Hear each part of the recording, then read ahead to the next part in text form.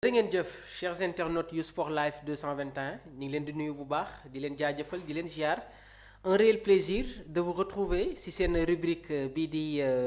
voilà face à Mamour noonu laa ko tuddee donc ñu fas yéene jàkkaarloog yéen rek ñëw si lépp luy concerner l'équipe nationale du Sénégal la Coupe d'Afrique des Nations dinañu ànd ak yéen tey jox leen ay informations yi nga xamante ne day dem sur les quarts de finale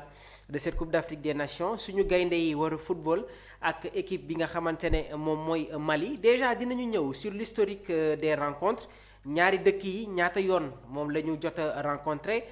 kan moo am tey jii nii bi les devance ci adversaire am donc dinañ si yaatal bu baax a baax a baax waaye laataa loolu nag damay ñëw tuuti sur les affiches des quarts de finale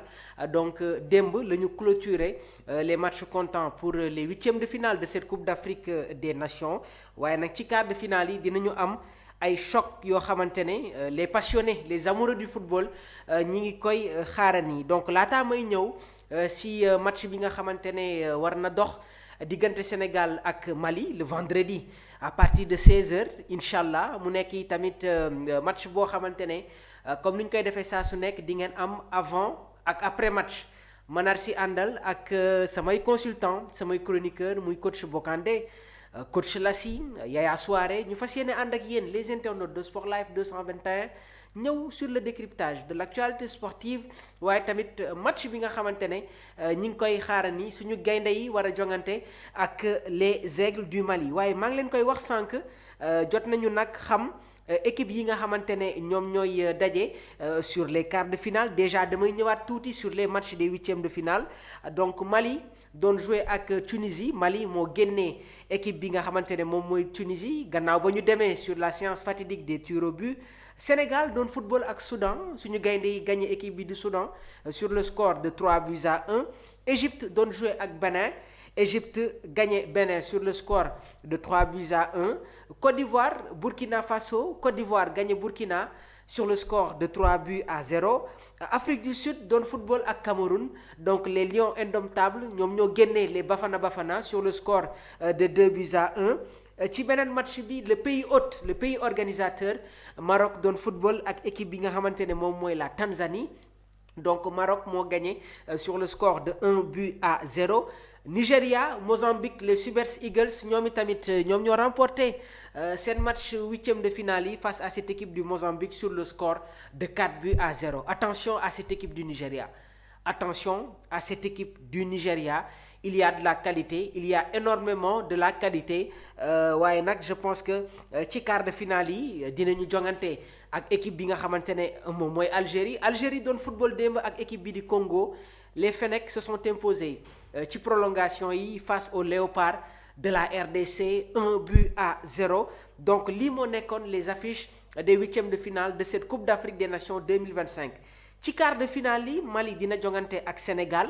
Égypte war a jouer ak la Côte d'Ivoire Cameroun di jàkkaarloo ak Maroc Nigéria war a jouer ak Algérie donc mu nekk tamit des matchs chocs des matchs électriques sur ces quarts de finale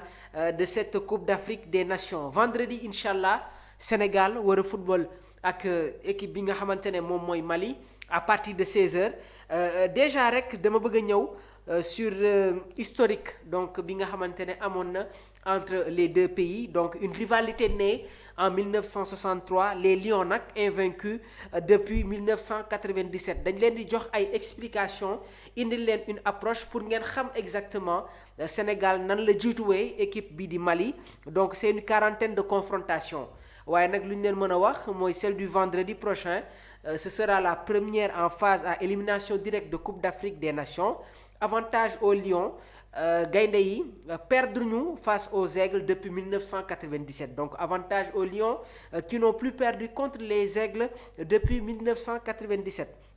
politiquement les deux pays frères dañu doon partager la même fédération avant son éclatement en août 1960 bi ñu demee 3 ans plus tard ils se sont affrontés pour la première fois sur le terrain ki nga xamante ne nag moom mooy Yatma Diouk moo nekkoon le premier buteur sénégalais contre Mali. Oumar Gueye Samb premier doublé. Donc la première rencontre entre le Sénégal ak le Mali a eu lieu le 24 février de la première année en demi-finale de la 3e édition du docteur Kwame Nkrumah Gold Cup. Donc une compétition bi nga xamante ne dafa doon réunir les nations de la zone ouest de l'Afrique. Un succès historique du Mali 3-1 à Kouassi, à Koumassi au Ghana. Donc le seul but sénégalais a été inscrit par Yatma Diouk moom itamit mu nekk une des légendes de la tanière comme raconté par le journaliste Mamadou Koumé dans son livre intitulé Sénégal, la saga de l'équipe nationale de football. 2 ans plus tard, le 7 mars plus exactement, le Sénégal jotoon na jël sa revanche à Dakar lors des éliminatoires des Jeux africains. Ki nga xamante ne nag moom mooy Oumar Gueye Samb, auteur d'un doublé, et l'inévitable Yatma Diouk avaient été les buteurs ci boobu les rencontres. En 1965, le Sénégal avait écarté le Mali pour s'offrir sa première participation en Coupe d'Afrique. La même année, les deux nations jotoon nañu retrouver wu en qualification pour la Coupe d'Afrique des Nations. Si boobu les rencontres, le Sénégal s'était imposé à l'aller à Bamako sur le score de 2-0 grâce à Matar Niang ak ki nga xamante ne moom mooy Oumar Gueye Samb, puis un retour à Bamako 3-1 par Fadel Fall, Oumar Gueye Samb ak Louis Gomis. Donc 2 succès yi nga xamante ne voilà jotoon nañu ubbil la qualification historique pour la CAN 65 en Tunisie. Bi ñu demee nag ci année 70 yi jusqu'au début des années 2000, le Mali ak le Sénégal se sont affrontés une 10e fois en coupe amicale Cabral. À chaque fois des rencontres très disputées. Donc constat bi ñuy def mooy ñaari dëkk yi à chaque fois suñu dajante day nekk ay match yoo xamante ne ay match yu électrique lay doon, ay match choc lay doon parce que nag c'est un derby. Mais depuis sa victoire à Banjul 1-0 le 7 décembre 1997, le Mali n'a plus connu le moindre succès face au Sénégal. Depuis lors, c'est 11 matchs pour 6 victoires et 5 nuls. Leur seule confrontation jusque-là en phase finale de la Coupe d'Afrique remonte en février 2004 lors de la phase de groupe. Donc un match nul, 1 but partout. Habib Beye avait répondu à l'ouverture du score de Dramane Traoré. Donc on se rappelle de ce match bi nga xamante ne amoon na en 2004. Match boobu nag ñi jeexee sur un score de 1 but partout. Habib Beye moo jotoon égalisé en faveur de l'équipe nationale du Sénégal après l'ouverture du score de l'international malien ki nga xamante ne nag moom mooy Dramane Traoré. Sur la route de la CAN 2019, Sénégalais et Maliens jotoon nañu livrer une bataille au stade Lat Dior de Thiès en match amical. À l'époque, Aliou Cissé dafa tourné woon son effectif, ce qui avait profité aux ailes qui avaient ouvert le score à la 72e minute par Adama Traoré. Sorti du banc, Sadio Mané, auteur de l'égalisation, et Moussa Konaté avaient renversé la sélection malienne. Donc mu nekk tamit un petit rappel historique bi nga xamante ne am na entre les deux pays. Vendredi inchallah suñu gaynde yi dinañu football ak équipe bi nga xamante ne moom mooy le Mali. Sénégal premier match am ci Coupe d'Afrique des Nations bi mi ngi ko football ak Botswana. Suñu gaynde yi gagné Botswana sur le score de 3-0. Bi ñu demee ci deuxième match yi, les Lions doon dajante ak les Léopards de la RDC. Mu nekkoon ni tamit la finale du groupe. Donc Sénégal moo fekki woon équipe bi nga xamante ne moom mooy la RDC au stade des Martyrs. Ci boobu les rencontres, les Lions avaient martyrisé les Léopards sur le score de 3-2. Match boobu nag c'était pour les éliminatoires de la Coupe du Monde 2026. RDC moo mëne woon gaynde yi sur le score de 2-0. waaye nag ci boobu les rencontres, Pape Alassane Gueye moo dugaloon le premier but des Lions. Bi ñu demee dans la deuxième mi-temps, Nicolas Jackson, attaquant du Bayern Munich, moo indi woon l'égalisation en faveur des Lions de la Teranga. Pape Matar Sarr bi mu defee son entrée sur une passe lumineuse de Cheikh Tidiane Sabali moom moo permettre à l'équipe nationale du Sénégal de s'imposer dans ce match historique face aux Léopards de la RDC. Ci Coupe d'Afrique des Nations bi ñu dajantee nag RDC moo njëkk a dugal le premier but laata Sadio Mané di égaliser. Si troisième match bi, Sénégal doon football ak équipe bi di Bénin, gaynde yi gagné le Bénin sur le score de 3-0. waaye nag ci boobu les rencontres, Kalidou Koulibaly dafa am li nga xamante ne moom mooy un carton rouge. donc suñu defee le bilan ci phase de groupe yi Sénégal jot na dugal li nga xamante ne moom mooy 7 buts encaissé benn but face au Léopard. bi ñu ñëwee ci huitième de finale yi gaynde yi doon jouer ak équipe bi nga xamante ne moom mooy Soudan ñoom i tamit ñoo bokkoon groupe comptant pour les éliminatoires de la Coupe du Monde 2026 ñu defoon match nul seen biir dëkk un nul vierge. bi ñu ñëwee fii ci stade Abdoulaye Wade bu Diamniadio gaynde yi ñoo gagné woon sur le score de 2-0 bi ñu dajantee ak ñoom ci Coupe d'Afrique des Nations bi ci huitième de finale yi Soudan moo njëkkoon dugal le premier but de cette rencontre à la 6e minute de jeu waaye nag Sénégal moo jot a remporté bi les rencontres sur le score de 3-1 grâce à un doublé de Pape Alassane Gueye le milieu de terrain de Villarreal et aussi un autre but signé l'attaquant du Paris Saint-Germain Ibrahim Mbaye nekk le joker de luxe de Pape Bouna Thiaw le super sub de Pape Bouna Thiaw vendredi incha allah gaynde yi war a jouer ak équipe bi nga xamante ne moom mooy Mali les Aigles nag ñoom ñoo toogloo équipe bi nga xamante ne moom mooy la Tunisie moo leen mëne woon waaye bi ñu demee ci temps additionnel yi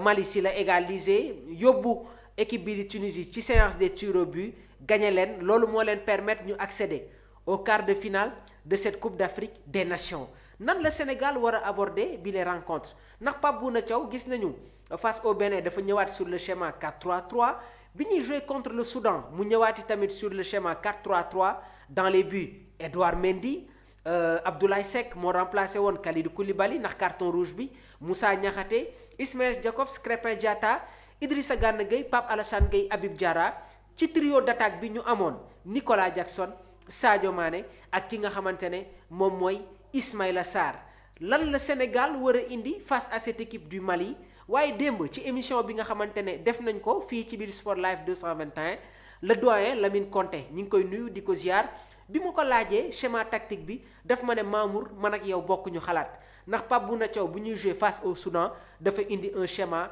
4-1-4-1 mu nekk tamit une analyse tactique mu nekk tamit une appréciation tactique waaye nag bi ñu demee consulter les vidéos le doyen avait parfaitement raison loolu nag dafay signifier que Pape Bouna Thiaw c'est un entraîneur bi nga xamante ne il mise tout le temps sur l'aspect offensif est-ce que loolu lay indiwaat face au Mali est-ce que Pape Bouna Thiaw dafay indiwaat son armada offensive pour faire éclater le verrou malien vendredi incha allah dinañ ci am des appréciations dinañ ci am ay réponses waaye tamit yéen les fidèles internautes de Sport Life 221 ñu ngi leen di xaarani ci commentaires yi ci réaction yi proposer leen ñu seen 11 probable comme ça dinañ ci ànd ak yéen indi si li nga xamante ne moom mooy ay réaction ay appréciation lii lañ leen indi loon tey si seen rubrique bii di face à Mamour di ngeen koy am tout le temps ci biir Sport Life 221 ñu ngi leen di wax yi tamit ngeen woy di abonné bës la cloche de notification pour recevoir tout ce qui est information sur Sport Life 221 le temple du sport on vous dit à très bientôt jërë ngeen jëf